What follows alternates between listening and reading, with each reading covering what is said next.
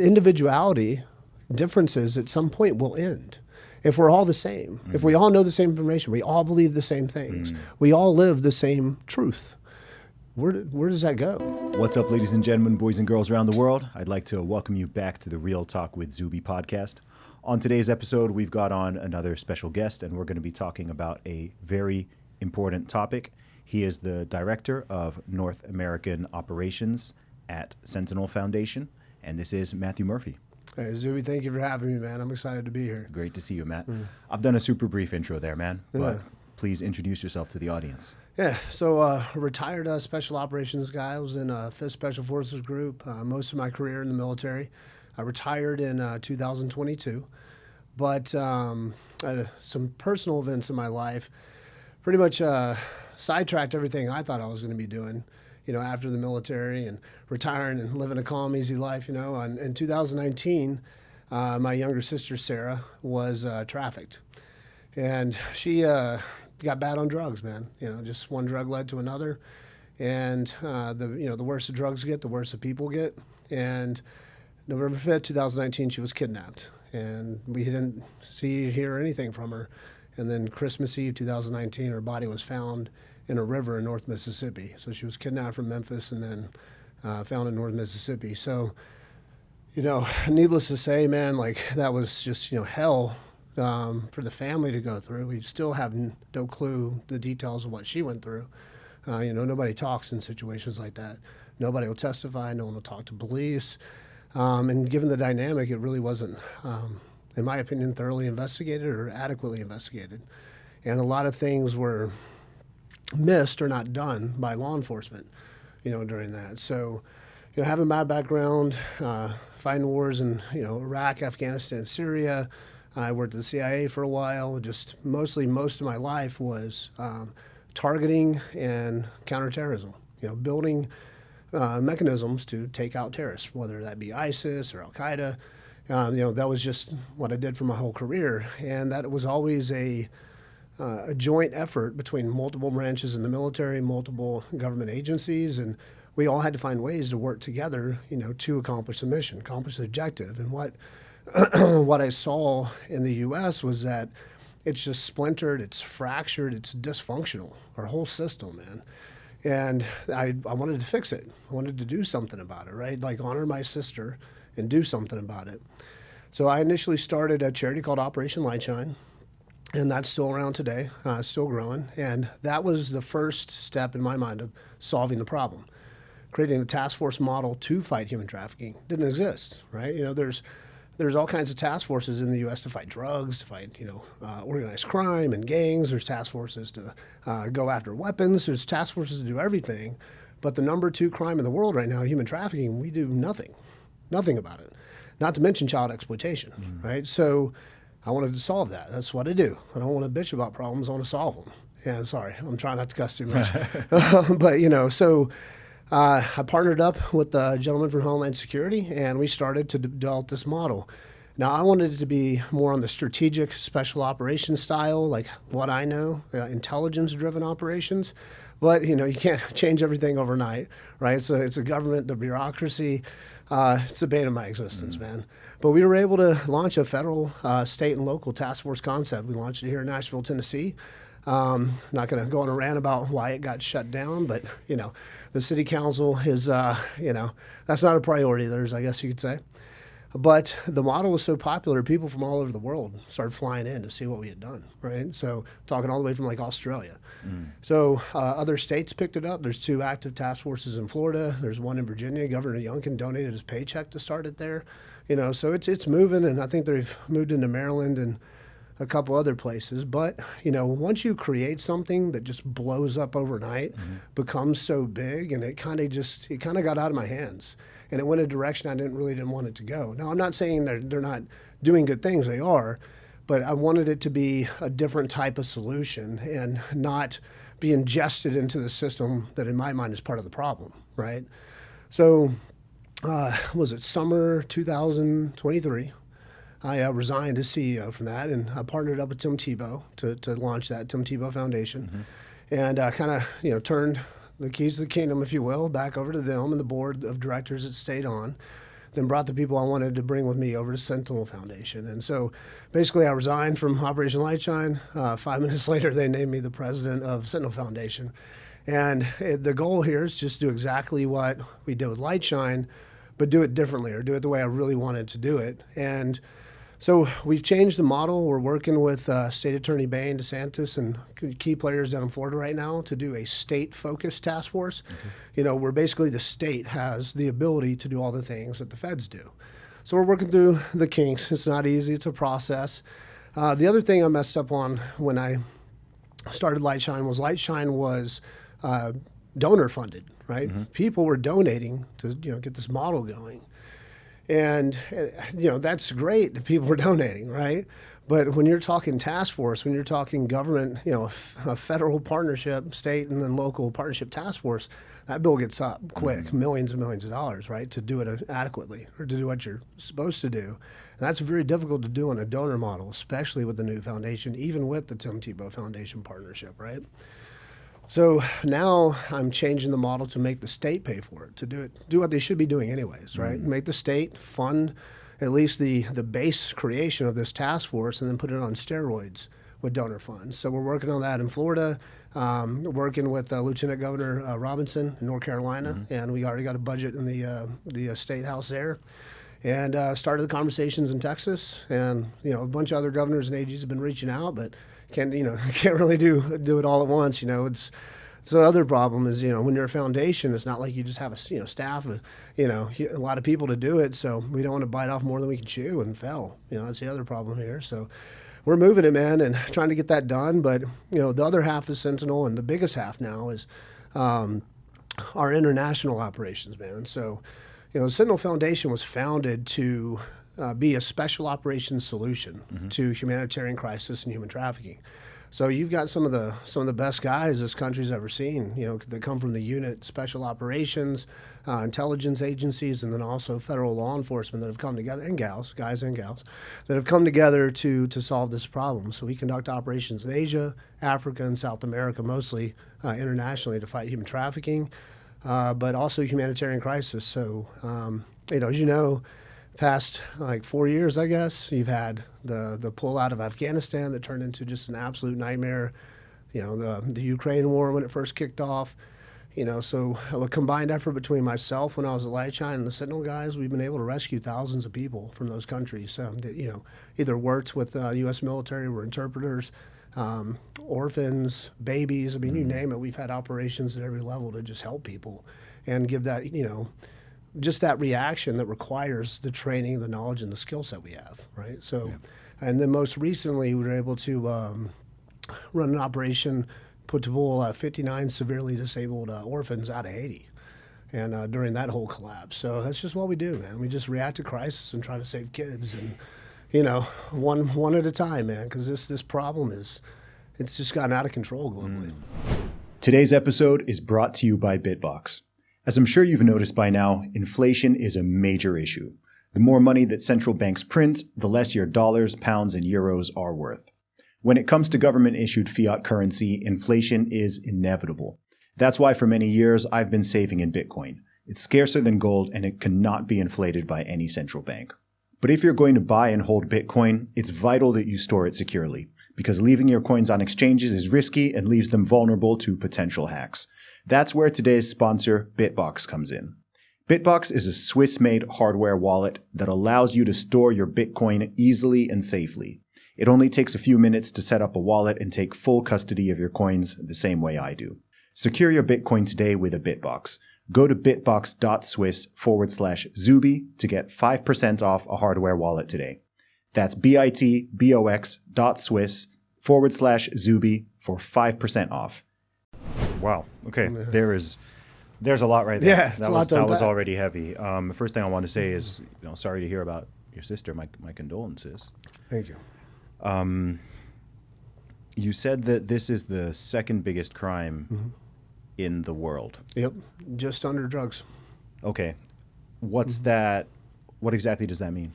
So by the amount and the money, right? The amount of money moving through it. So there's multiple organizations out there that come up with estimates about how many people are being trafficked, right? There's So you got to remember, it's very difficult, especially given the lack of data and then the ability to collect data, accurate data on this, to have an exact number. But it's estimated somewhere between 20 to upwards of 40 million people are being human trafficked globally right now, and I think it's a lot higher than that, because you have indentured servitude, you have labor trafficking, which is the biggest one, you have sex trafficking, which is, I don't want to say popular, probably the most infamous one, Yes. right now, because that's what most people talk about. Had the Sound of Freedom movie that kind of put the highlight on that and woke people up. And then, you have all kinds of different types of trafficking that have spun up, just given the way the world is. And I guess the biggest one we're seeing right now is organ trafficking, where they're taking children and adults from very poor countries, war-torn areas, and they just disappear. They take their organs and they get shipped off to China and unfortunately even the U.S. To be put in somebody that needs it. What exactly is the proper definition of human trafficking? Because I think when people hear the term, there's a place your brain goes to, and sure, that exists, but my understanding is that the scope is wider than what most people imagine. You've touched on a few different types, but how exactly is it defined? Well, I'd say, you can look at it just as slavery. People being forced, taken from their home, taken from their family, taken from their environment, and being forced to do something they don't want to do, whether that be labor, sexual servitude, and then it can be even just be, again, like, being butchered for your organs, and in that way. So trafficking is a very, it's been used very broadly here in the U.S. One of the things I hate, man, and if you can't tell the truth and get people mad at you, then nothing ever changes. So I'm very disgruntled with how law enforcement fights human trafficking. Here in the U.S., where it's not a victim-centric approach. People aren't out there trying to rescue the kids. They're out there trying to arrest the Johns, and there's a lot of reasons for that: red tape, bureaucracy. The criminals have more rights than the victims these days, but. When you see these big ads that pop up, on Instagram, or social media, and it's like, 50 guys arrested in a human trafficking sting. People don't really think past like the reality of what that means. What they did is they got somebody to pretend to be a 12-year-old girl, right? And they'll get in a conversation with some guy, and he'll show up to have sex with her, and then they arrest him. Now, human trafficking arrest, that's what they call it. That's not trafficking anybody. Now, he's perpetuating a problem maybe by using human trafficking, but what happens, the other 6 nights of the week when he shows up and there is a 12-year-old girl there? You know what I mean? Who's out there rescuing them? Where are the targeted operations trying to get the children out of these organized crime rings and out of hell, essentially? Where's that going on?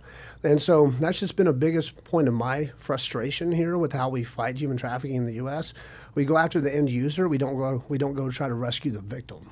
Right. So everybody celebrates and shares these articles, and I'm not saying that that's bad or that's wrong, but it's not the solution to the problem. It's putting a Band-Aid on a hemorrhaging wound.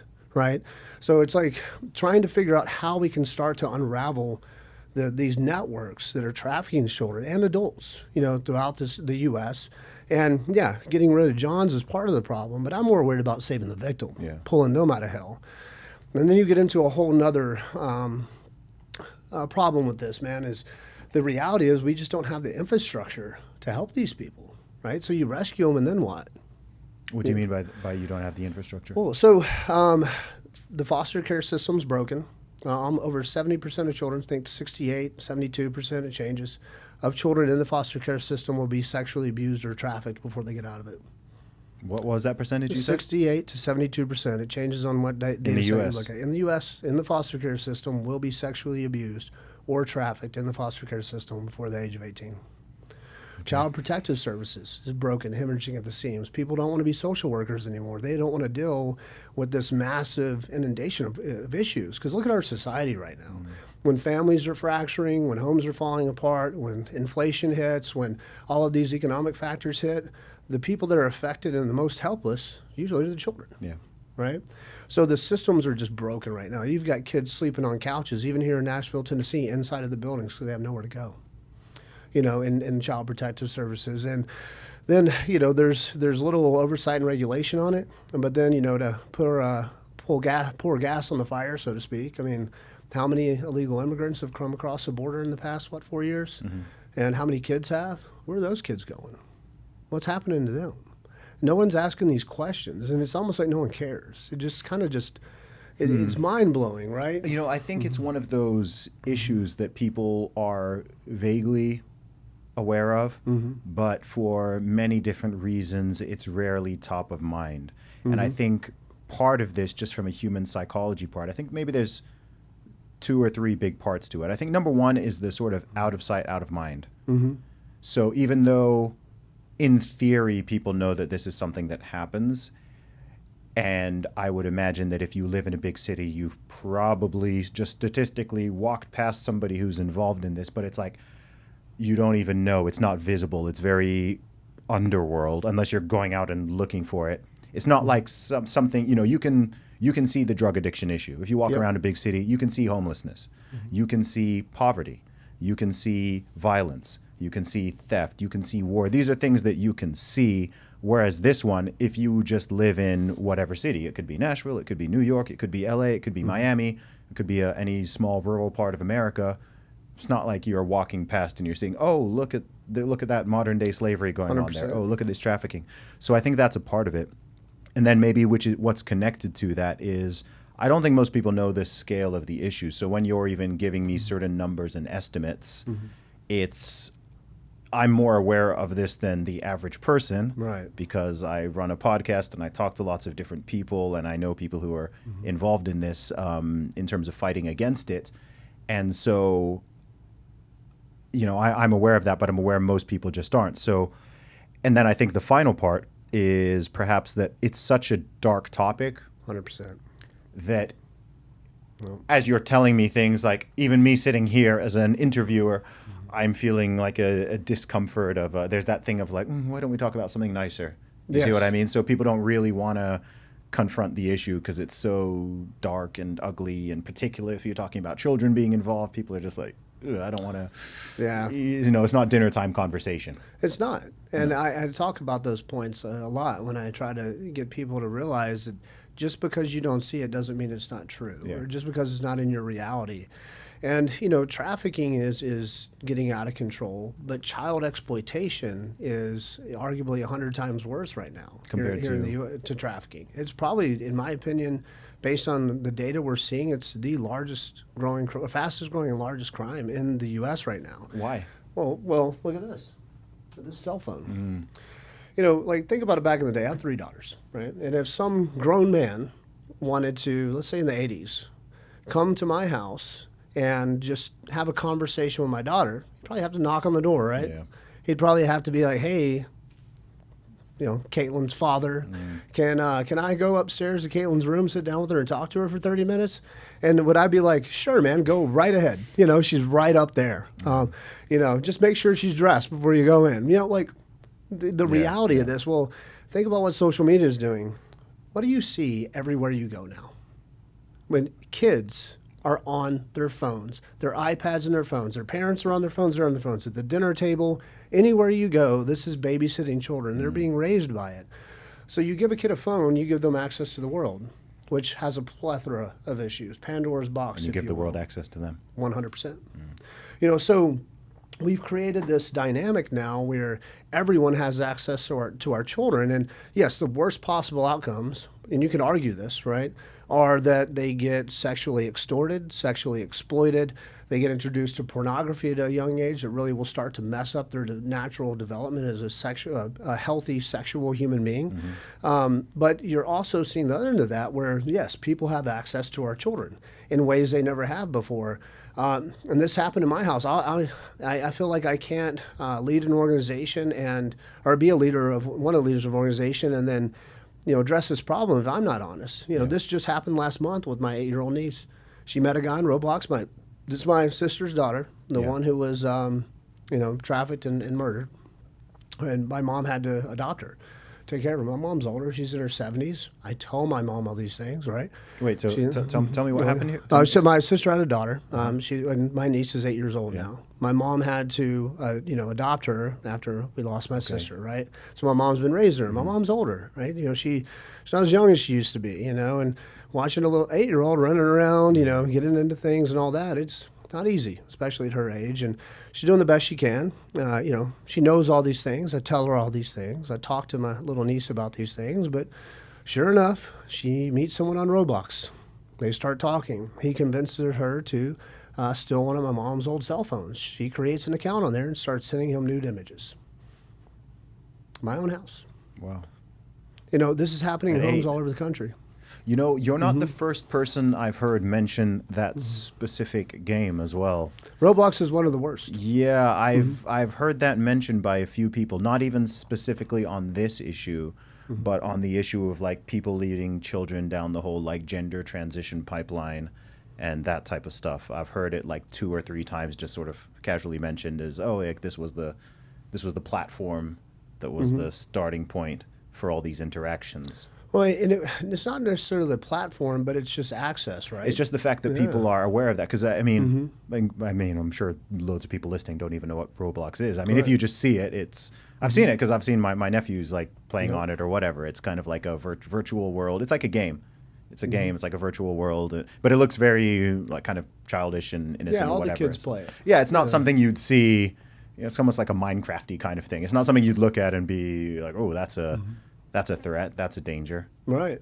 Well, look at it like this, man. I mean, if you're a pedophile, if you have a pedophile tendency, if you are attracted to children, then are you going to go get a job, in somewhere where you'll never see a child? Or are you going to put yourself in a position, you're going to put yourself where you can get as close to kids as possible. Yeah.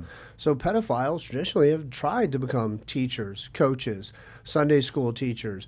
Pedophilia almost always happens inside of the family or just that, one step removed from the family of that trusted person, that the family's supposed to trust, to take care and, be a part of their children's lives when the parents aren't around, right? Raise them, develop them, whatever they're supposed to do.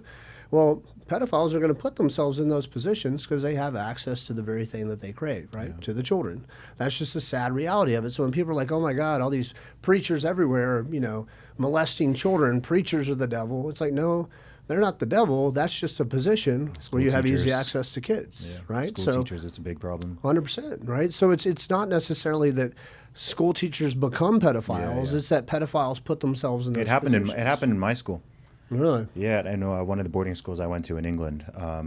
It was going on while I was at the school, but it wasn't until many years after that one of the teachers there, it turned out he'd been putting cameras in like the changing rooms and bathrooms and stuff like this. And I remember it was like being news in the UK. And I was like, wait, that's the school I went to. And I recognized the guy's name as well. I was like, crap, he was a teacher. He wasn't one of my teachers, but I knew who he was. He was a teacher of like many of my friends and so on. It's just mind-blowing, right? Like, geez, like that's dark. That's, out of sight, right? Yeah. It's out of sight. You don't know it at the time. And then you're like, oh my God. Yeah. I should have seen the signs, or I should have known, or man, maybe that was weird. Or maybe I should have noticed that. Or maybe I could have helped, you know? Man, it's one of those things where people just don't realize once you open up children to the internet, where do you think the pedophiles are going to go? They're going to go to everywhere the kids will be. Yeah. They're going to go to the games where they can chat with them. They're going to go to the social media applications. Ryan Montgomery is considered to be one of the best hackers in the world. He doesn't like to be called that. He's pretty good. We'll say top 5. Okay. But he's probably got, I think he has the most watched Sean Ryan show episode ever. Okay. He's an awesome human being. He's our chief of technology at Sentinel. Good friend of mine. I love him to death. And he does a lot of videos showing parents on his Instagram and every other social media he uses how they can keep their kids safe, what the threats are, what the vulnerabilities are. And, of course, we share them to Sentinel too. Mm-hmm.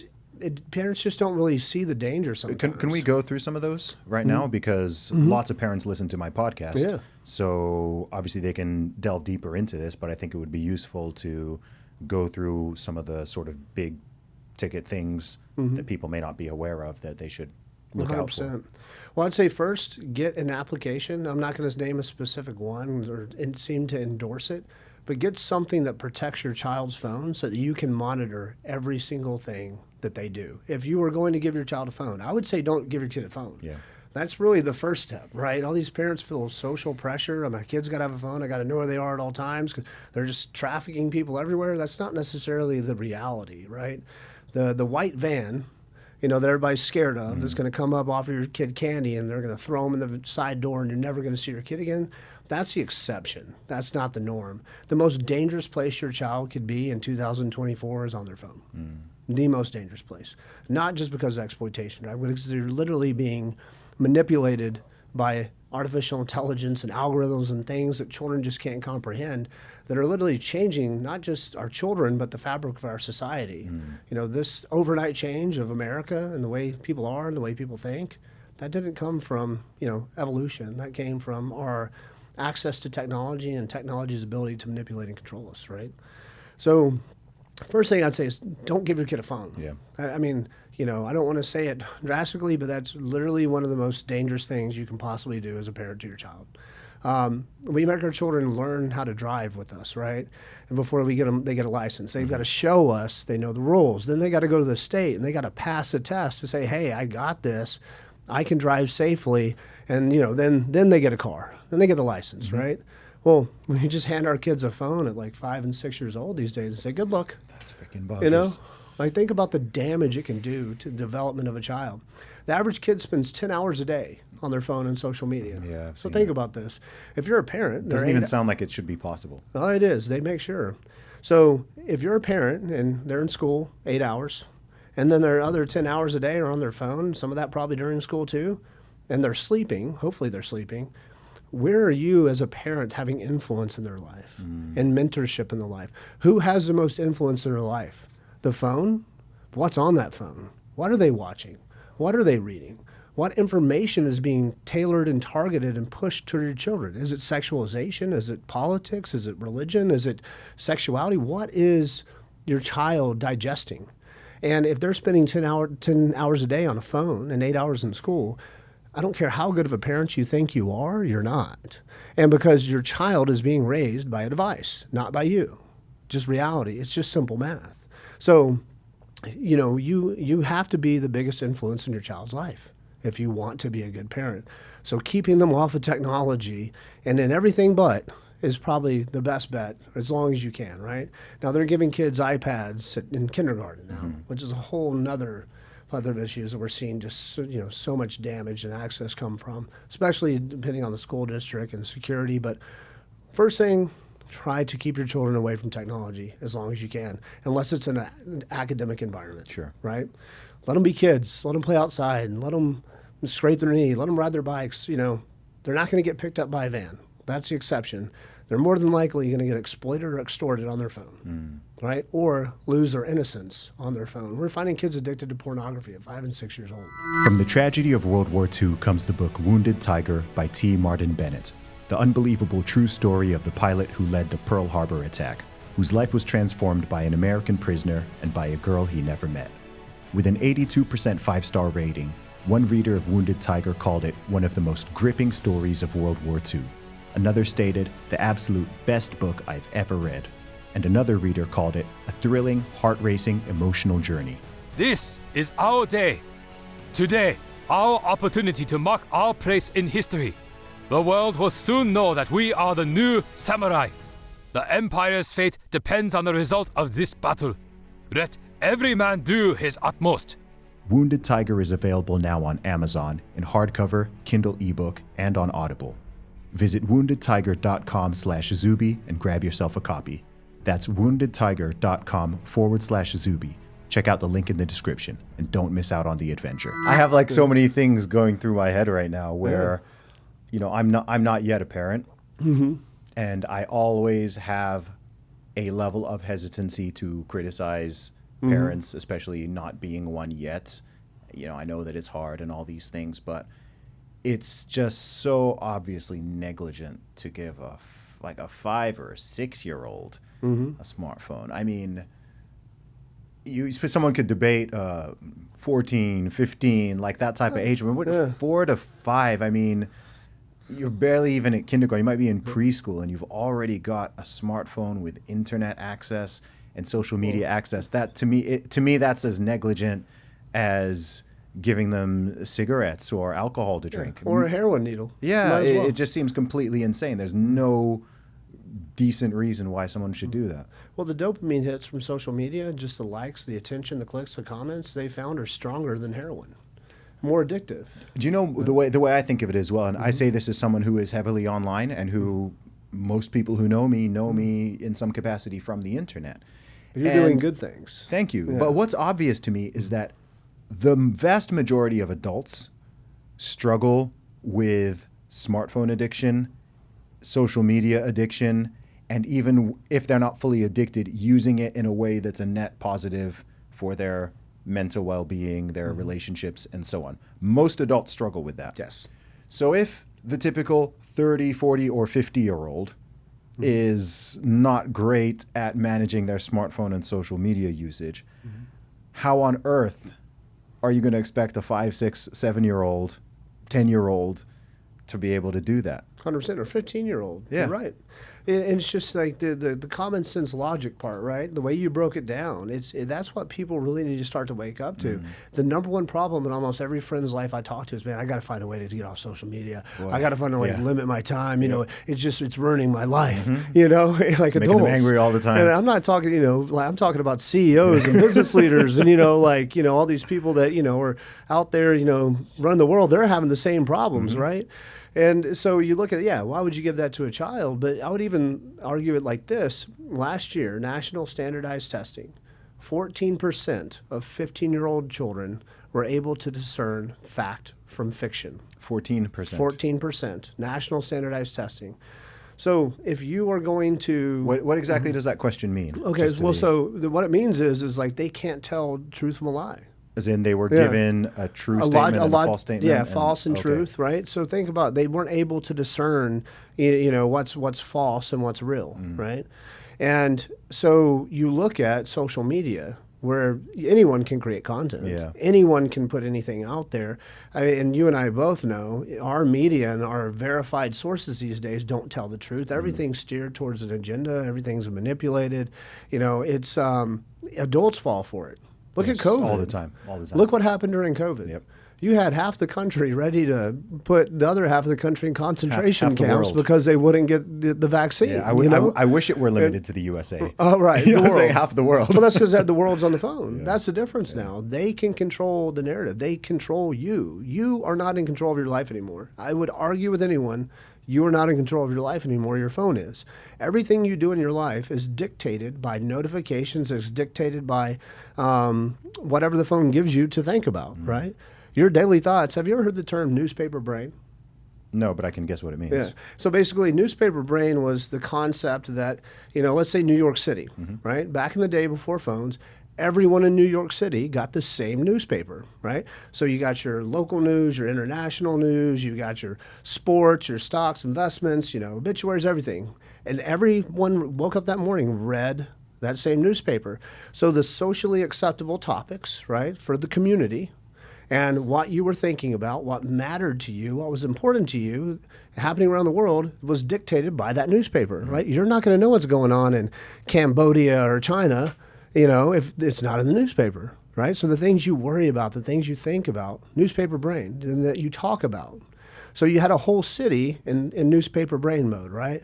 Well, now we're fragmented to algorithm brain mode or AI brain mode, where you are in your own little bubble and every single other person is in their own little bubble, dictated and controlled by AI. What you think about, the news you see, the videos you see, who you follow, who's got the biggest, the most influence and most followers is going to be the one you see the most of their content.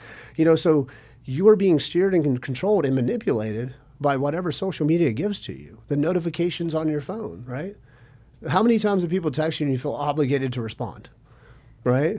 Depends on who it is, but Right, yeah, 100%, right? So like it's if you look at it all day long. When I was a kid, my dad came home, there better be a damn good reason that phone is ringing. After 6 o'clock, if it's not one of our friends, it better be an emergency. I turned all my notifications off about 6 years ago. Yeah. Apart from like the most important ones, like, an actual phone call or a text or something, but all the social media notifications. You got those to, have been up brother, for your own mental a long health. time. But think about how much it steers your life now, Yeah. and just your daily routine. Like, I don't know what I would do without my phone. I'm not saying I'm not a victim of this too. Yeah, We that's- all that's are. the wild part. And so it's just the reality we live in now. So why are we going to start our kids off where we can't even control, right, our own life? Why are we going to give our kids that drug as early as possible where they develop, their brain develops, they develop as a person where they don't know anything outside of that phone? Yeah, I'm glad that more and more people, though, are starting to notice it. I mean, it makes sense in a way. I mean, smartphones have only existed since about 2006. Yeah, 7, I think the first iPhone came Yeah, out. so it's not. It hasn't even been 2 decades yet. Right. And I'd say it probably wasn't until, what would you say, maybe 2010 when they became pretty ubiquitous. When it got to pretty the much point everyone where had one. pretty much had one maybe by 2010, 2011. So we're really talking about something that is very new as far as humanity goes. So this experiment has been running for the best part of 2 decades now. And I think it's only quite recently that it's becoming more sort of a mainstream, popularly accepted position that this is having real negative ramifications on children and adults alike. It's a public health crisis. Yeah, you could argue that it should have been somewhat predictable, and I'm not a fan. I don't think you always need a formal peer-reviewed studies to determine things that are quite obvious. But I think it's 100%. just so new, and it's sort of a new technology that is hijacking our old biological technology, 100%. which is no different from how our ancestors were. We've just got this shiny new stuff, and I have a thought on this as well. Let me know what you think about this. Yeah. I'm no psychologist, but Right. I think a lot. I have an idea that if you think that from 99.99% of human history, if you saw something, it meant you actually saw it Right. in the real physical realm. You saw it with your own eyes. Yeah. Okay? So if you saw someone being mauled by a lion, or you saw someone being murdered, or you saw a building being set on fire or something, it meant that you actually physically saw it yourself. Whereas now, obviously, we don't just have video cameras, but everyone has a video camera on them all the time, and we can disseminate photos and videos and images and everything, not just for one country, but all around the entire globe. So you could go online, and all day long, you could be watching videos of horrible, terrible stuff going on.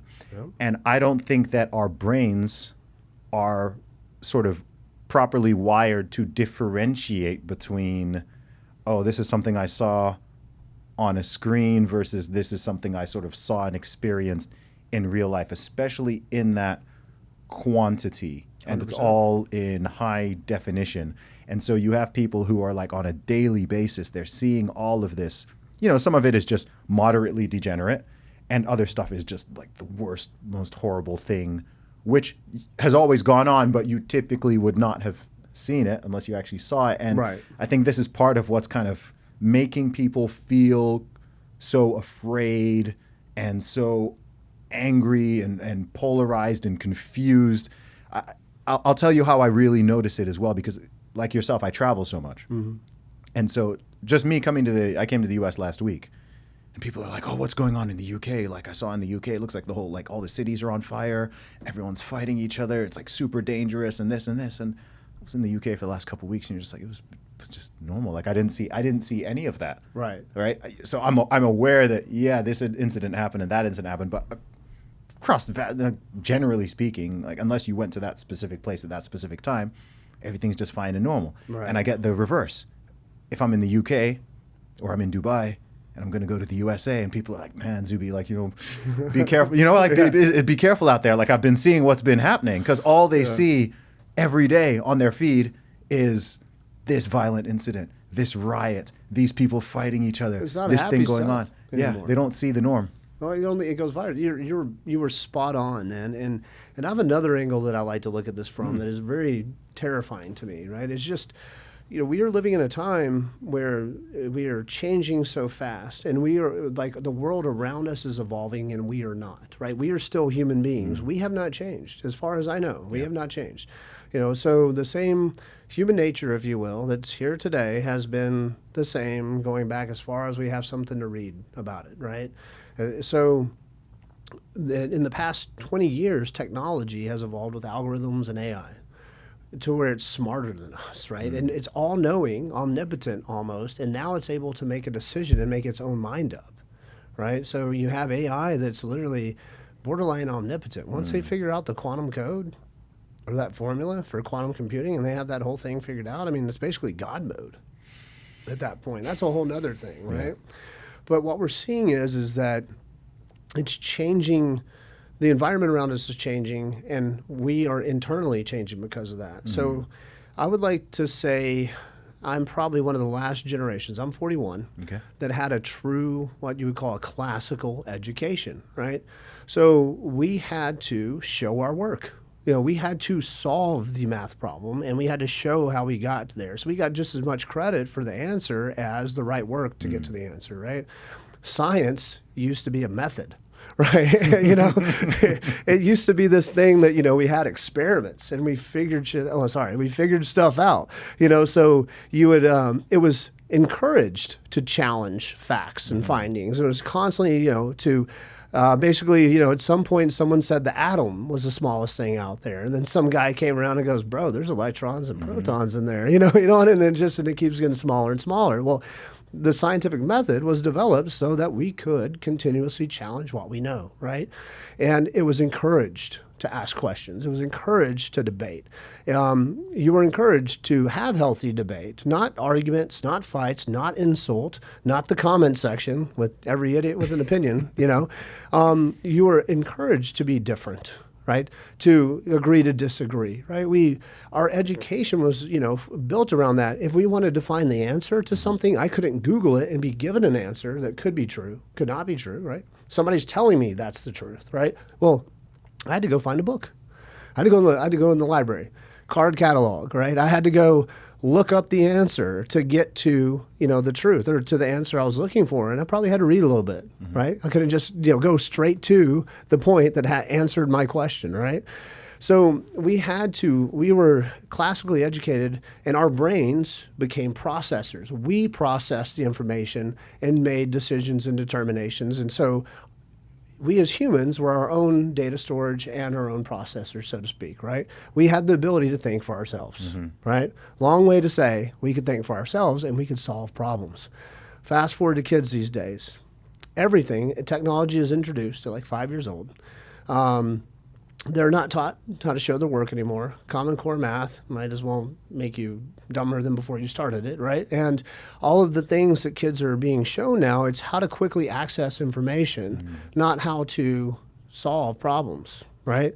Not how to debate, not how to agree to disagree, not how to challenge what you're told, right? And how to, you know, the scientific method works. Kids aren't being taught that stuff.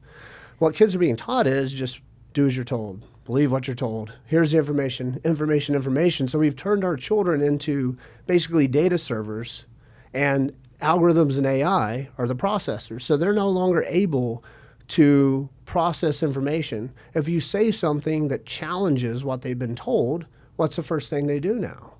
Scream at the sky. They get angry. They don't know how to react that this person just said something contradicting what they were told in school or contradicting what they saw online. So we're raising children that are pretty much, lack of a better word, minions. You know, and it's dangerous, man. Like, where does this go? You know, and so you look at like freedom in America in general. Freedom is built on individuality, the rights of the individual.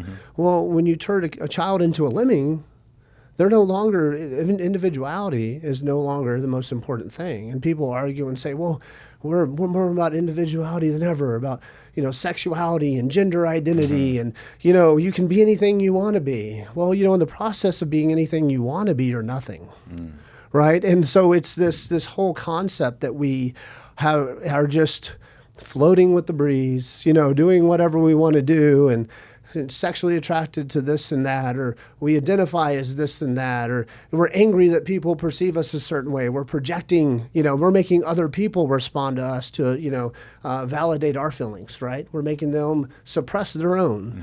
We're creating this culture now with the combination where I think this is just going to explode. There's no way this doesn't explode. When you say explode, what does that mean? Well, it ends. Like America, the concept. Civilization? Well, not civilization, but individuality, differences at some point will end. If we're all the same, if we all know the same information, we all believe the same things, we all live the same truth, where does that go? You know? Why do you think it would reach such a consensus? Okay. Why well, would that look at you know, I don't want to get political Sure. on this, right? That's not my lane. You know, I have conservative values. It's hard not to sometimes. It's hard not okay. to. Well, I mean, we live in a world right now where I feel like the only sane people left are on the conservative side. I had a tweet about that about 4 or 5 years ago. Yeah. I think I tweeted it in 2020. Uh-huh. Or maybe even 2019. And I said, in the upcoming decade, all sane people will come to be known as conservatives, Oh, 100%. quote unquote. That was a conspiracy theory there. That guy's crazy. Well, you Anyone know. who just thinks that, there's only 2 genders, or that, Yeah.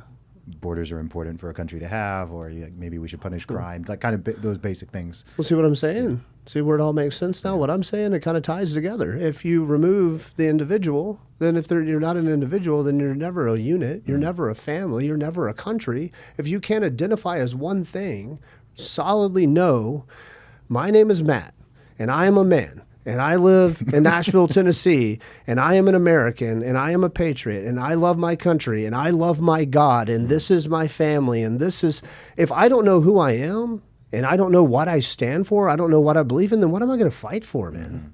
You know, at what point, if I'm just floating around, being whatever I want, doing whatever I want, then anyone else can be whatever they want, do whatever they want. Where's the red line on that? Yeah. Where's the line you don't cross? Where's the border that you don't cross?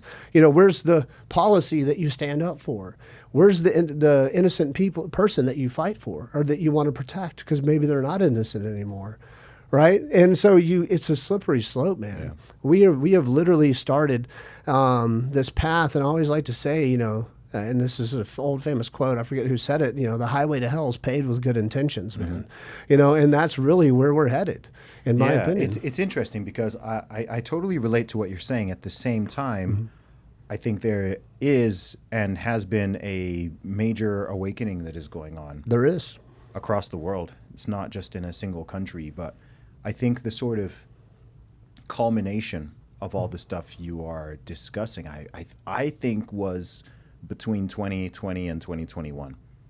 I think that was kind of the peak of the homogenization and the psyops and the censorship, and at least within our lifetime so far, I feel like that was kind of the peak. And now there's less censorship now than there was in 2021.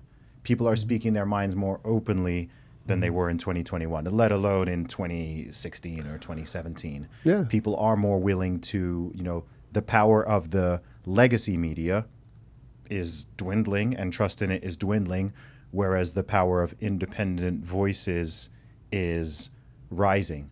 So it's almost like the pendulum swung so far that way, and now there's enough cracks in the dam, chinks in the armor, where people are like, and I think this is kind of spiritual as well. Oh, it is. Because I think that human beings innately seek the truth, and the truth also resonates. So I think even part of the rise of, the popularity of someone like myself, or people who have bigger audiences or smaller or whatever it is, what I notice is the through line is being a truth seeker and a truth speaker. It doesn't mean that you're always correct. Yes. It doesn't mean that everybody agrees or shares the exact same worldview or has the same background, but it means that this group of people, these group of individuals, they don't lie. I don't lie. I will never intentionally lie. If I know that something is true, I'm not going to get up here and say the opposite, knowing what is true. It doesn't mean I'll always be right. I might say something that's wrong. I think it's true, and turns out, oh no, that stat was not correct, or that thing you said was not right, or you said the wrong word.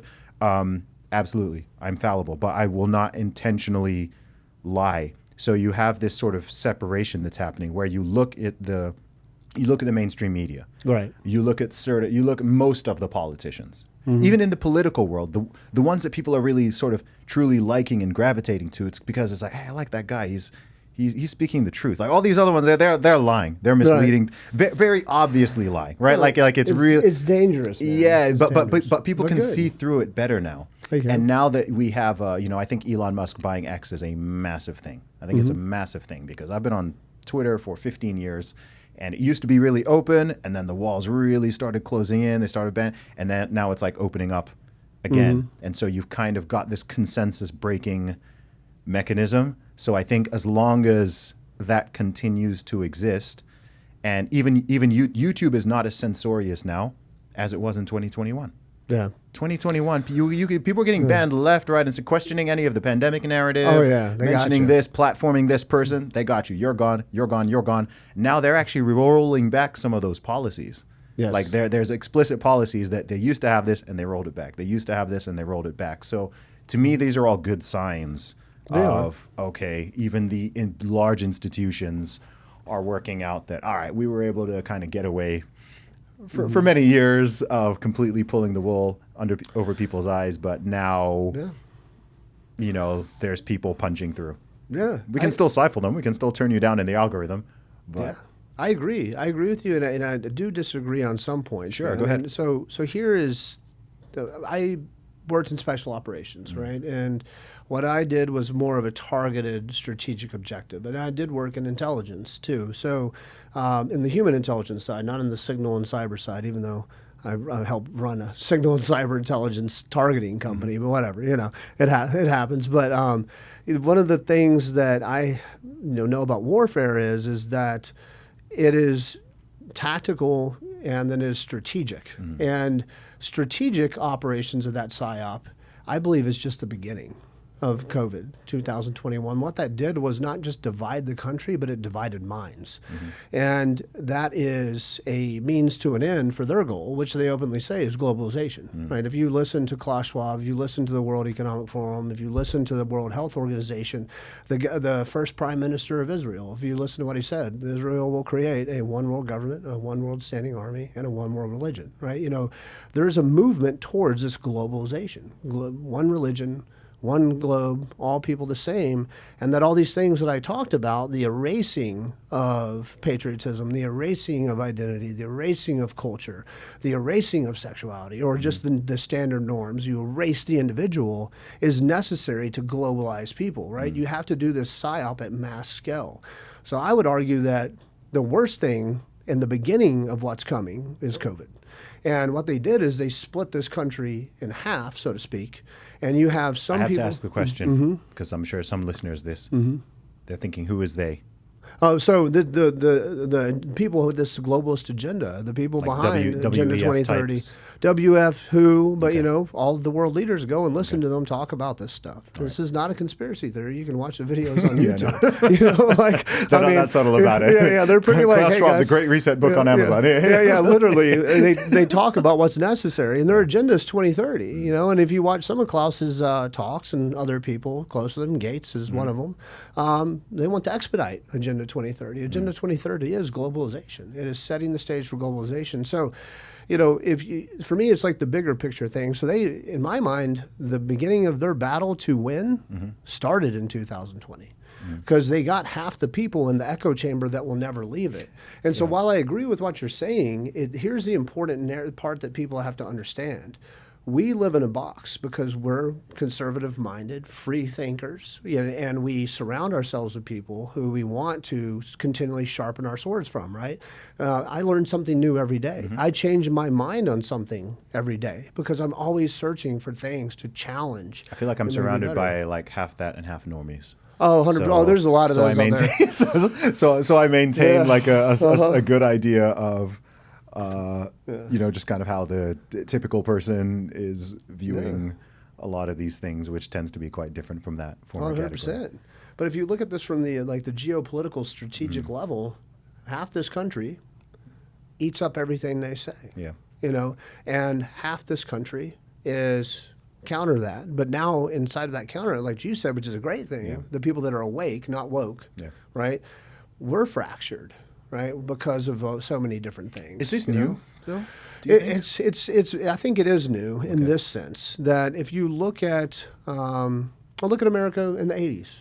Like we had Democrats and Republicans, but the differences between Democrats and Republicans were probably like social systems, right? Welfare, unions, the tax to death or not taxed at all, those kind of simple things, right? Well, now because of social media and this groupthink, these echo chambers, and you have the woke echo chamber and then you have the awake echo chamber now, and I don't think there's very many people that aren't in one of those. Now there's subcategories for sure, but the danger here is, and this is what I think started in 2020, in the woke category, they're all on the same team. It doesn't matter how effed up what they're doing is.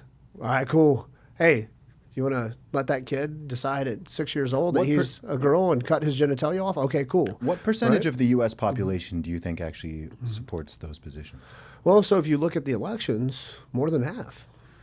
And so, I would debate that. Well, okay, I would debate that. Well, so here's what I mean: Okay. is they don't challenge each other, right? it. So if you are on the left, it doesn't matter what the When you left say does, on the left, on okay. the left, on Do the you just liberal mean side, you vote Democrat? vote Democrat here in the U.S. You're voting Democrat, and you're not really too worried about or changing your mind that they're okay with kids cutting their genitalia off because they identify as a girl.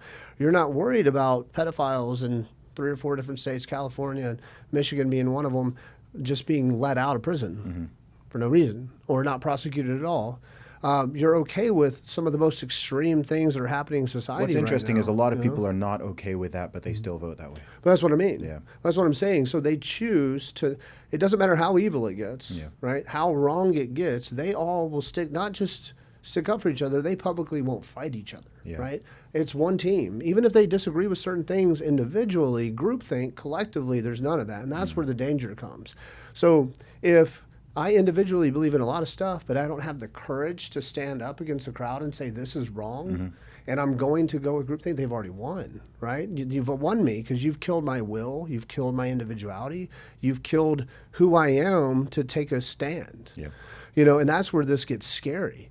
So if you look on the awake side, it's great. We got a lot of people awake, but now we're all fighting each other. We'll attack and tear down each other over anything, really. These I days. see it all the time.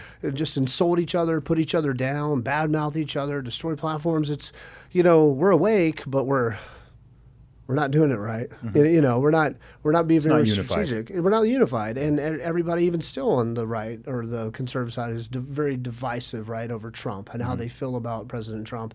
And it's like, hey guys, do you want this?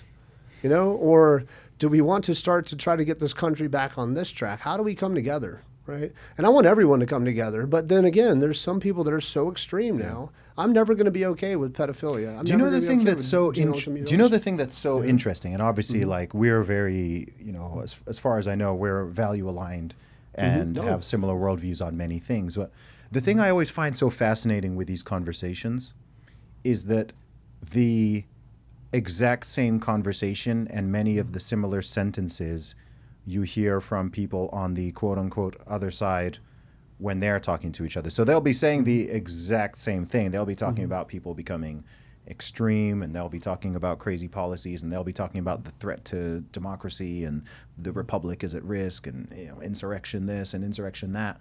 And I'm always just sort of, obviously I have my personal view, but I'm so fascinated by the way that on both quote-unquote sides, I don't even like splitting it into a binary, but that's kind of how it is in the States. I mean, you have two choices. That's both sides feel that, and they genuinely do. I have spoken to people on the left, quote unquote, and they feel the same way. Oh no, like the Republican Party has gone far right, and Trump, they're talking about fascism, and some of them are white supremacists and Nazis, but like they've called a white supremacist. Of course you, dude. So have I, and I've been a black guy my entire life, right? So this is how loosely they're throwing out this terminology, and they genuinely believe the whole January 6th always comes up. They genuinely believe the insurrection. It was an insurrection, and that multiple people were killed, and that they killed police, and so it's just like, what is it? I think it's Scott Adams who says, like, what does he say? Does he say one screen, two movies, or one movie, two screens? I think one movie, two screens. One movie, two screens, something like that. And it's so true. Because I do an experiment with this sometimes. So occasionally, like, I don't know, I might be in an Uber, or I'm just talking to someone who's like a true stranger who doesn't know who I am or anything about me. And sometimes I'll get into some of these conversations, but I will very intentionally not give away anything of what my personal views and opinions are, right? I'll just open the conversation and kind of let them go. And what tends to happen, of course, is everyone always assumes like you're on their side. And so they'll like be quite candid about it all. Yeah. So I've had, I get in an Uber and it's a, 40-minute journey to an airport or something like that. And I'm kind of, coaxing the driver and letting them talk. And whether they're on this side or on that side, like their feelings and the things they're saying, it's very similar. And they're like, yeah, you know what I'm talking about. And I was like, yeah, I know what you're talking about. And it's just, I don't know. I don't really know what to make of that. I'm just fascinated by, it's the same reason why whether you talk to someone who's like clearly conservative or clearly liberal or progressive, they genuinely be like, okay, like this election, this is the most important one. This is the one. The country is at stake. Yeah. Democracy is at stake. Our freedom. They use the same words: freedom, liberty. Our freedom is at You're stake. a threat to our democracy. Our children's lives are. And I'm just like, man, what is going on here? How can it be the case? Well, psychological warfare. Yeah. And that was something that, unfortunately, been very close to my whole life because, you have to prep the battlefield. Tell me about that. Well, so psychological warfare is the preparation of the battlefield, the human terrain, human domain, right? You fight a war to control the people, right? So if you look back at wars back in the day, before social media, before access to the brain, manipulation and control, what happened when a country or a empire took over another empire? They killed all the military-age men, right? Anyone who would fight back or against them, and then they raped all the women. Why? Because they were erasing that culture. They were erasing that country's pride, its patriotism, and they were making it now theirs, right? So they were defeating human nature in the only way they could at that time so that there wouldn't be a counter uprising, so that these people wouldn't come together and resist. Because now all the women had babies with those men. All the men that were strong that would fight are now dead. And, all the old elderly, well, whatever happened to them happened. That's how you did it back in the day. That was warfare. That was how it was, right? Well, now you come forward to this time. Well, basically, we have the ability to make you think anything we want to, believe anything we want you to think. Now, I'm not saying we now, I'm not part of that anymore, but, governments have the ability to completely manipulate everything, your reality, because they control the narrative. And you don't even have to control the narrative through, I would say, some large government campaign, right? I mean, look at corporations, like the banking system, all these people that have control and influence over our lives, right? And the narratives that they push. So if you want to take over a country, you can take over a country without ever firing a bullet if you can control their mind. You can make them drag their own leader out of the house. Look at Libya, Gaddafi. Look at the Arab Spring. You can manipulate the situation if everyone has access to technology. You can turn anyone into the bad guy. You can turn anyone into the hero. You can manipulate reality. Just all you need is a majority to believe it. Sometimes not even the majority. Sometimes the most passionate minority is all you need to overthrow a country or destabilize any agenda you want. So psychological warfare is a powerful tool, and it has been for, even going back to like World War I. But now you can literally manipulate every brain because you have intimate access to everyone's brain now. You can tailor their thoughts. Your Instagram, X, Facebook, the iPhone, they tailor you, right? You don't use Google. Google uses you. And that is what people need to wake up to, is that your reality, your problems, your interests, your likes, your thoughts are all controlled by that little device in your hand. So if I wanted to make you hate someone, I can make you hate someone in a day with the right content, right? I can make you love someone and think they're the greatest thing since sliced bread with the right content, tailored to you, right? So It's just how vulnerable the brain is, how much access we have to the brain, and the easily ability to manipulate people en masse, right? COVID being the greatest example. And that's why I always go back to argue that COVID was just the start, right? And man, it's a scary time for me in that, because it's like, where does this go? Because I know in the communities that we hang out in, the people that listen to us, I don't have a big following. I only have like 30,000 people. I've been shadow banned since I created an Instagram because I try to save kids, right? Isn't that insane? How dare you? Just the fact that I would do that, right? But even the people that like I see follow me, I'm seeing such a splintering of, what they want or what they believe in or how they see things. Do you know? It's such an interesting point you're making there. I think I have some insight into why I think the splintering is occurring in the way it is, particularly after the events of 2020 to 2022. And I've noticed this myself because I'm constantly on the receiving end of it as well. And this never used to happen prior to that time. So first you have the obvious thing of people, independent-minded people are always going to be harder to kind of herd and unify. 100%. But beyond that is, what's the best way to phrase this? So people who are awake, to use that terminology, it means that they are more skeptical and usually also more cynical than the average, right? So they're more people who question and challenge everything. Yes. And are less credulous. They have a lower level of trust in institutions and individuals and politicians and the media, whatever, right? They think it's all a lie, it's all a scam, or at least a lot of it is. And that can also go to an extreme, to the point where they do not believe or trust anyone or anything. They think you are controlled opposition. Oh, yeah. I'm a controlled opposition. Alex Jones is a psyop. Yeah. This person Elon's over there, the Antichrist, Elon, exactly, Yeah. right? Yeah. So, and if you manage to gain any traction to them, that's an indicator that you must be in bed with the globalists, because how could you grow to 100,000 followers or 1 million followers or 10 million followers if you weren't part of the secret cabal? So Right. like that's even it reaffirms their idea. Like I had people who there's people I've seen on the internet. Again, you never meet these people in the real world, Right. But their main line of argument that I don't know whether it's a shill or a controlled op or part of the Illuminati or a Freemason or what, like they can't really decide which one, but I'm part of some shadowy thing or I'm funded by Because this. it's totally obvious, yeah. Yeah, it's that particularly during the whole time I refer to as the scamdemic is the fact that I didn't get banned, right? That I didn't get banned. And then I remember when I reached 1 million followers on X or Twitter at the time, they were like, they were like, you cannot, like, because I see the conversations, right?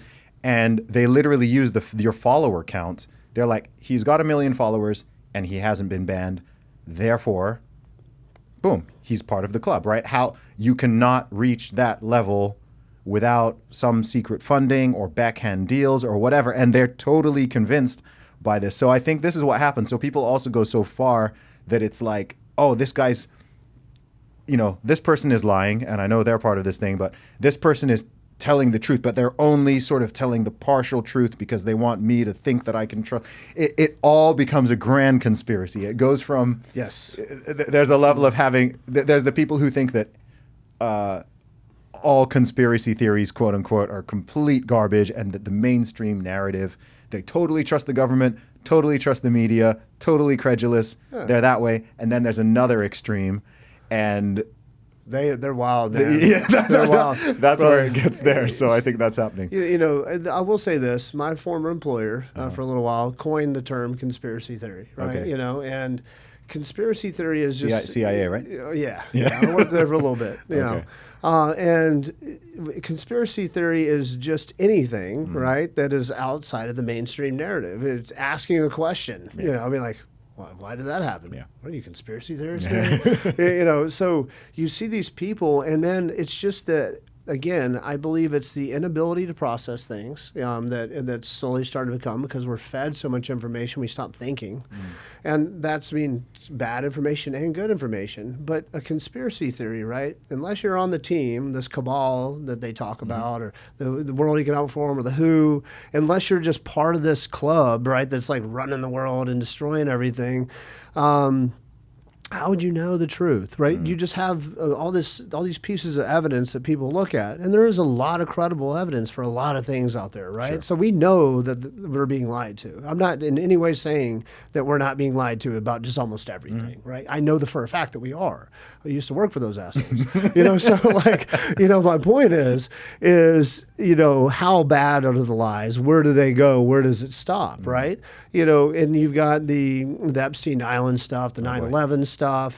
You've got the Kabbalah stuff. The global Jewish mafia that runs the world, owns all the banks, Zionism. You got all out there. Those are the big ones. I think those are like the hot topics you see the most of. And then you've got these people that like everyone's got their rabbit hole, right? That they go down, that they're the expert in, and they know everything in, and they go so far down it, and they're connecting all these dots, and they end up looking like the dude from It's Always Sunny in Philadelphia, smoking the cigarette, and all the wires going on, and it's like, there's like, I figured it out, and that's where it's a slippery slope, man, because you get so far into the rabbit hole, you can't see outside of your blinders, right? And you can miss the truth, and I would argue, why? Like, you're not going to be able to do anything about it. I'm not saying don't know, but how does that affect your life? Yeah. Are you going to go out there and take out the cabal, or the global Jewish Zionist mafia, or are you going to figure out and solve? Are you going to solve 9/11, man? Yeah. And that's what I try to tell these people, just to bring them back a little bit. It's it's important to know the truth, but how much should you obsess on it? How much should it dictate your worldview, your narrative, your happiness, that you're going to just go off the rails? Yeah. And stop you from being a normal human being, maybe being a good father, which these days is probably the most important thing, or being a good partner, a husband, being a good citizen, getting involved in your community. And because, people ask me all the time now, man, it's like, hey, Matt, how can I help? How can I save kids? What can I do? And it's just like we've all gotten so distracted on social media, first off, that we believe by liking something on social media, sharing a post, we believe by, commenting, we've done our part, right? Yeah. And we forget that we spend so much time on it, right? That seems like reality. Like, I would argue the metaverse is not this thing that's coming. We're already in it. We just don't know it, right? We have literally started living in the metaverse. So, and also because you get the same dopamine hits, you get the same, healthy brain reaction from commenting or sharing something or as you would just going and volunteering in a soup kitchen, or picking up some litter off the side of the road, or becoming a mentor for a young boy that doesn't have a father, right? People get that same hit from just doing that stuff on social media. So we're spending all this time living in this fake world, right? And I argue it's good to an extent, but we're not living in reality anymore. We're not doing things to affect our situation. We're not being the best dad we can be. We're not being the best parent we can be. We're not being the best, employee, or the best leader, or the best teacher, or the best whatever we can be. We're not getting involved in our communities anymore. We're driving past people that have problems, right? We're not involved in reality, man. And I can say that with authority because you can look around you and see it happening, right? We live in our own little world, our own little bubble, and it's all started from this social media, this ingestion we had into this system, into this matrix, so I have my online identity, right? And I have to get content, I have to talk to people, and I have to say things, and I have to, do this for my charity or for whatever, right? And like you wake people up, get people, go from woke to awake, right? See the truth. And you do a great job of that, man. I've been a big fan for a while. Thank you. But there is a point, right, where it's like, okay, I am putting this energy here, and you've got this influence, right? You've got a lot of people who listen to you, which is awesome. But then you've got all these people that don't have that influence, right? That don't have that platform. They're not the leader of these kind of things, right? Spending all their time on social media instead of maybe just like listening to someone like you and then going and making the world a better place, or doing something in their community or getting involved in the school board. There's a lot of people that want to bitch about a lot of things. I hate people that bitch about stuff. I can't stand it. if you're going to bitch about something, you better tell me what you're doing about it or shut up. Yeah. Right? It's such a waste of time. And that's all people do online. Do you know what it is as well? They just complain. It's not just a waste of time. It's also, it's demoralizing. Yeah. And that is something that every modern Western country is demoralized right now. 100%. It's not just the U.S. The U.K. is demoralized. Alexei Bezmenov. Canada's demoralized. Australia is demoralized. Like, people are, there's a lack of optimism. And I think that when people engage in this behavior, I get why people do it. And, it can be cathartic, and everyone likes to vent once in a while. But if you're only, but if there's no solutions, and you're not giving people any hope, you're not giving any people any sort of tangible advice on what they can do to make things better, then ultimately, even if it's not intentional, you end up spreading despair and demoralizing people even further. And this is something I encounter a lot with so many people I talk to. It's just like, I'm just like, man, bro, you're just demoralized. And you can tell when someone's demoralized because every time you try to give them a piece of positive news, or you try to give them some type of encouragement, or you show them an opportunity or something, they immediately explain why it won't work, or why it's bad, or why they can't do it, or whatever, right? Like, so there could be someone, you could see this on a micro level, right? Say you've got someone who says they want to, they want to lose weight and get in better shape, okay? You'll have someone who's like that, and if they are not demoralized, and you give them some advice, you give them some encouragement, whatever, they'll take it on board, and they'll be happy to receive it, and they may even act on it.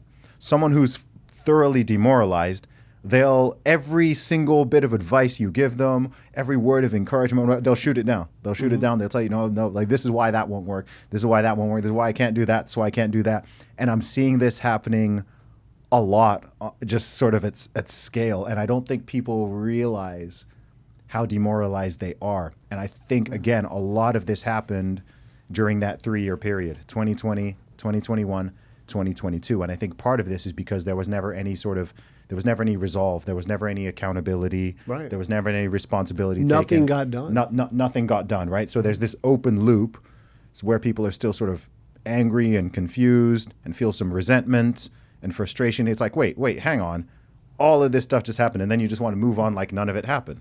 Yeah. No. Well, you know what that is, right? What's that? Well, it's social media. Again, it all comes back to social media. You're demoralized because you're only getting the worst stuff over and over and over again. Human trafficking, murder, rape, immigrants, death, destruction, Kamala, Trump. It's just like, people are just in this thing. And then, like, what are they going to do about it? Like, how much do you really need to ingest, right? How much do I really need to know? How many problems do I need to take on into my brain every day, right?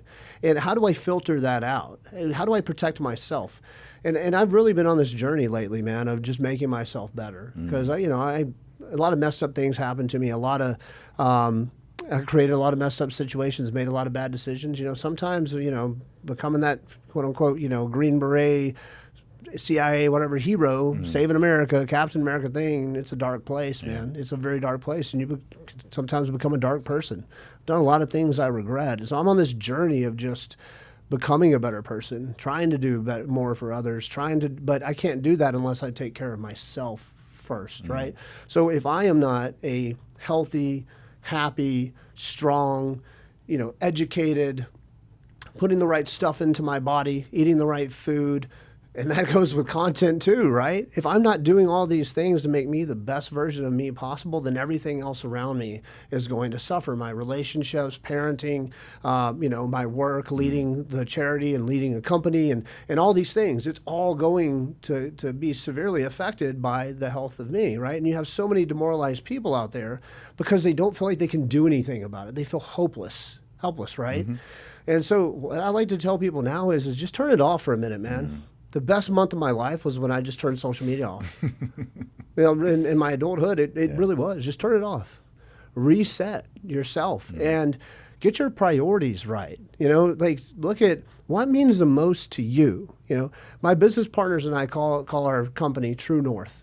It's because there's a meaning behind that. It's because I can't be the best version of myself if I don't know where I want to be.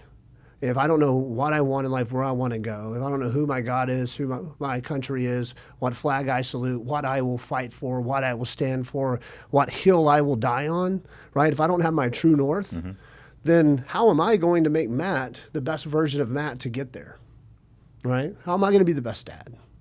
And I can't be the best at everything, but how can I do better every day, right? So I started to look at how I can fix me. Yes. And that one of the big things was what I was ingesting. I noticed every day on social media, I was like looking for the problems. Yes. And then I was ready to share the problems and be like, everybody, check this shit. It's all messed up. Yeah. And I was like, whoa, man, this is an unhealthy headspace for me. So I shut it off, and then Instagram kicked me out, right? That's a whole other story. But then I actually just got back on Instagram today. They let me back on. Okay, interesting. Yeah. It was like almost 5 weeks. But it just turned into this thing where, I noticed I was demoralized, even though I was leading these things and doing stuff. So what I'm saying, man, is it's get yourself right before you can make anything else right. So focus on what you need, establish healthy boundaries, healthy habits, get yourself back, and then figure out what you can change with that, right? Because there's only so much time in the day, right?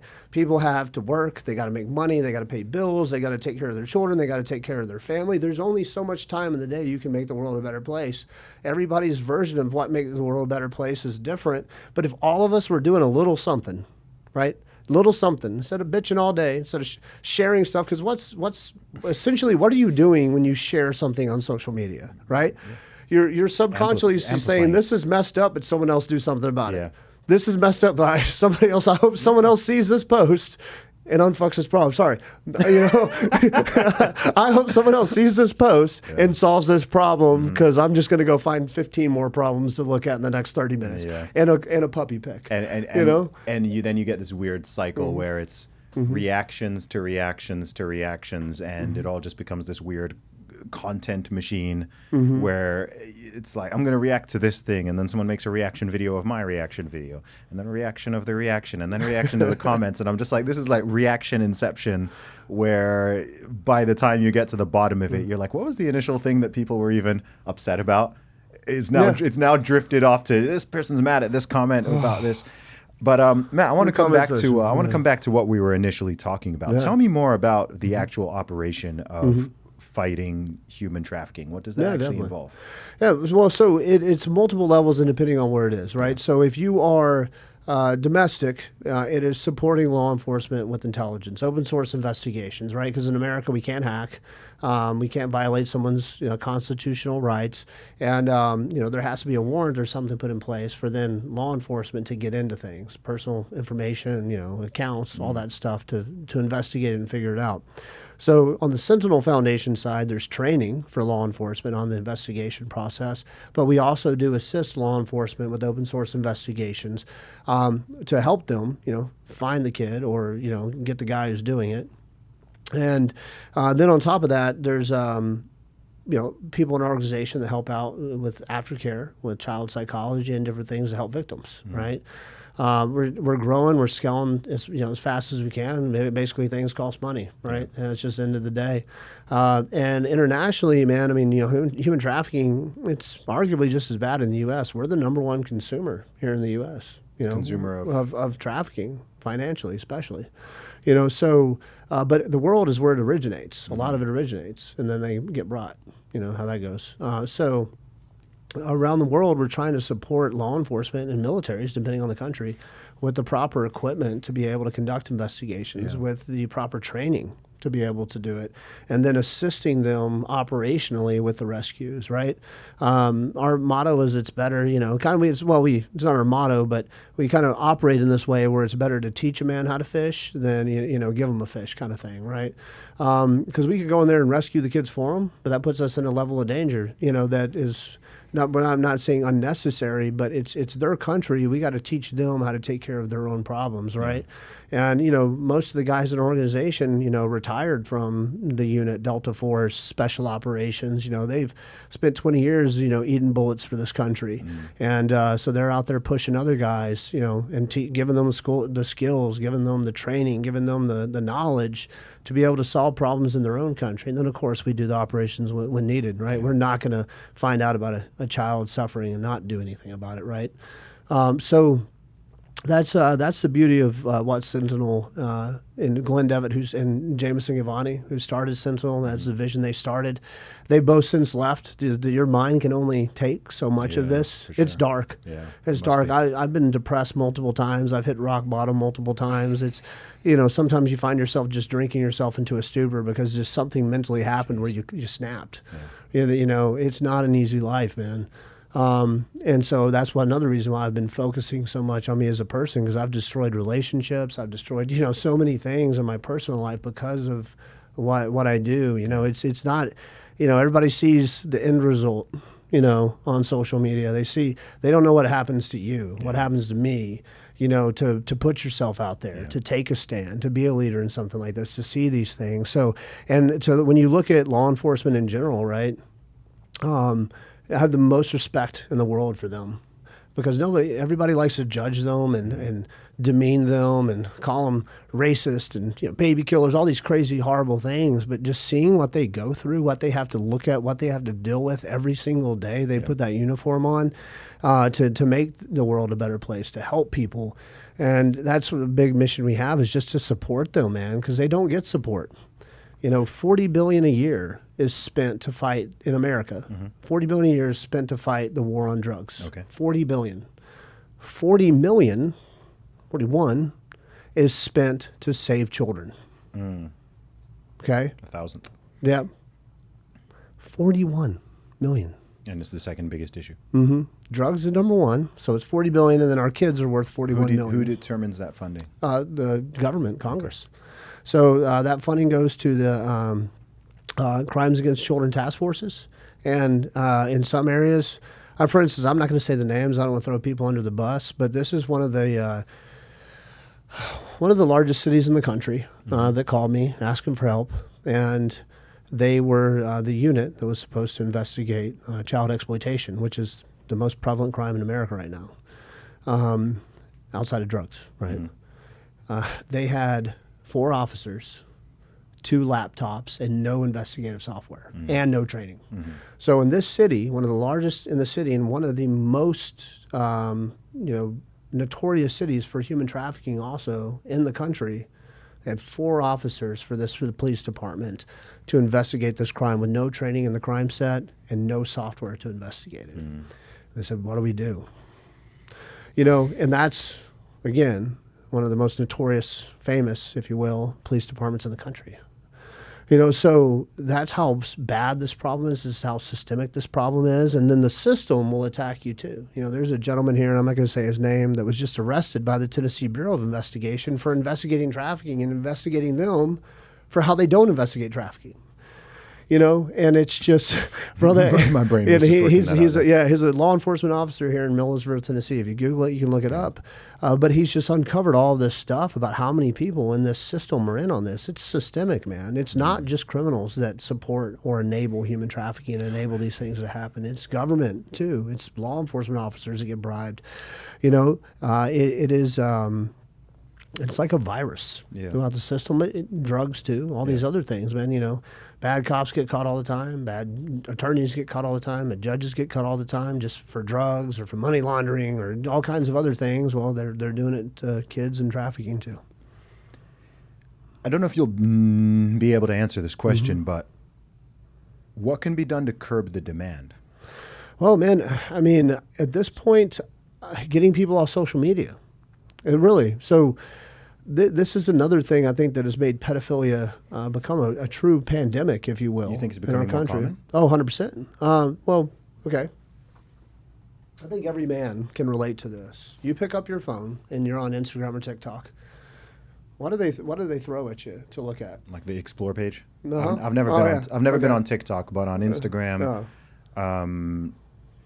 Mine's typically a combination of bodybuilding, random Andrew Tate videos, random like people talking about like dating and mating for whatever reason, and like. How many butts pop up on yours? For me, no, that's rare. Yeah, that's okay. rare. So you get this thing where, like, mine's motorcycles, it's sports, it's. In fact, I had a time when it was super wholesome, and it was just like like couples and babies. Well, what they're doing now, man, depending on who you follow, right, too, and they will start to tailor this algorithm where it gets very sexual, and they want to, and they look at that. So younger guys especially, go look at their phones. It's nothing but butts and boobs, man, in their search page. Well, they're young guys, right? They're following these hot chicks. They're just inundated with this stuff. Here's the problem, and most parents don't really think about this. They'll fake the creation of an Instagram or a TikTok video for their daughter, so at 11, 12 years old, they can get on there and be cool and like all the other kids, right? Well, what's their daughter then doing? She's emulating the actions of the older girls, who are then mostly sexualizing themselves, posting sexy, cute pics, showing more skin, more whatever. What's the big thing on TikTok? Dancing. Dancing, yeah. Right? Well, let's be honest. If you let your 11, 12-year-old daughter in a skimpy little cheerleader outfit do the dance that the 22-year-old girl's doing, right? Yeah. You just let your 12-year-old daughter sexualize herself. I don't care how innocent and cute it is. Well, you know what? It's innocent and cute to you as a mom. Well, it's my daughter. Yeah. But to everyone else that could be interested, see where I'm going with this? Yeah. That's exactly what they're looking for. Yeah. 20 years ago, you would have to be trusted to be in my home, to be able to come in my house, or sit on my couch, get a beer out of my fridge, to be anywhere near my daughter. Yeah. Right? To even have the opportunity to see my daughter in any state of vulnerability, right? Now parents are letting their kids do a butt dance on TikTok and post it to the world. Yeah. And what's TikTok doing? Well, does TikTok have a thing where it goes, I only want to see girls above 18, above 21? I'm proud to say I've quite literally never used TikTok. Well, so I'm saying any social media. Yeah. Is there a filter that goes, I only want I to assume interact with people over 18? I assume there isn't. So what we found is once guys, and we test this, we test it. Once you get in that rabbit hole of bikinis and butts and, hot chicks and workout chicks, because let's be honest, there's not much of a line anymore, right, between how much skin is available between, I'm not trying to be insulting, No, it's true, this is it's true. reality. Yeah. There's not much of a line between bikinis and workout things and all these type of influencers anymore. It's all hypersexualized because they're all fighting for followers, they're all fighting for clicks because they get more money from the advertisers, right? Yeah. The more they're driving, the more they get paid, right? And the more their butt they show, the more they get. That's just reality, right? And so he's like, hey, man, yes, that's the world. They're just doing what they got to do. But on the same time, like, where does that go? Well, what we're finding is, like, this 12-year-old girl now, 11-year-old girl, is now no different in the algorithm than the 22-year-old. So while you're in this, looking at that stuff, now you're seeing that girl. Oh, boy. So Ryan Montgomery, he found that within about 2 hours of creation of a account on TikTok for 12 or 14-year-old girls, there's about 40 men in their DMs. What? Grown men. And it's because there's no filter. They just don't belong in there. You're letting your child play in an adult playground. Do you think TikTok should be banned? Man, I'm not a big believer in banning things. I'm a big believer in limiting access, right? So, man, we've already opened up Pandora's box, right? And when you say limiting access, obviously we all support parents limiting access, but 100%. do you think there should be governmental level I think at this intervention? point, parents are so messed up by the system and not doing their job that if we're going to save America, government has to intervene. Yeah. I believe we really are at that level. Yeah. And the data backs what I'm saying up. We're losing our kids. Yeah. We literally are losing our children. Where does that go? If we as parents are not the biggest influence in our children's life, if being an American, if being a patriot, if standing up for your morals, your values, your beliefs is not the biggest influence in our children's life, if social media and algorithms and AI now are, which hate everything that I just said, right? what's going to happen to our kids? Where does this country go? Yeah. You know, everybody's worried about like China and Russia and, you know, and all this stuff. That's not no, the big threat. I'm worried about our own children voting us out of America in the next 4 to 8 years. That is my biggest fear. Everything that I fought for, bled for, my friends died for the past 20 years, the kids that we are raising today will vote us out of that in the next 4 to 8 years. Mark my words. Man, Matt, this has been a heavy conversation. Yeah. Hey, bro, we got to have it. Of course, man. Of course. Can't change course if you don't. I know, man. You know, the work you're doing obviously is incredibly important.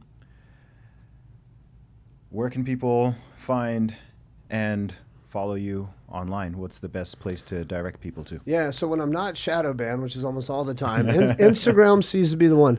Man, I had just real quick, right after the Trump shooting, I made a video about how there's no way that could have happened. The way I they think I had saw made the that. thing, yeah. Yeah. And somebody told me it was the most viral video in America for like 48 hours. And I got 600 new followers from it because someone posted my video on TikTok in another account like Angelfish, right?